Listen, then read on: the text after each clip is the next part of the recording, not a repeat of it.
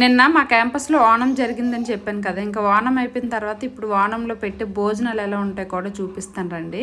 ఇంకా నేనైతే ఇక్కడ 12 o'clock భోజనాలు స్టార్ట్ అయ్యని చెప్పి తెలుగు వాళ్ళందరం స్టార్ట్ అయ్యాము. ఇక్కడ ఎంటీకి వచ్చేసరికి చక్కగా టేబుల్ వేసి దానిపైన ఆకేసి వాటర్ వేసారు. ఫస్ట్ ఆకు క్లీన్ చేసుకోవడానికి. తర్వాత అరటిపండు పెట్టారు. అరటిపండు పెట్టిన తర్వాత ఒక మగ్గుతో వాటర్ తీసుకొచ్చి గ్లాస్లో పోసారనమాట. ఆ వాటర్ నార్మల్ వాటర్ కాకుండా పింక్ కలర్లో ఉంది.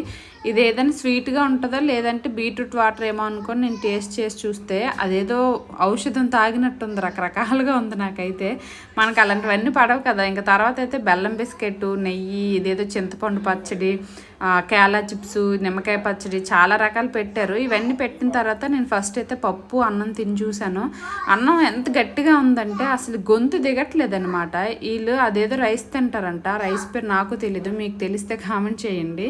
ఇంకా నాకైతే గొంతు దిక్క సగం సగం తినేసి లేచి వచ్చేసాను అనమాట. అంతే మరి వీడియో.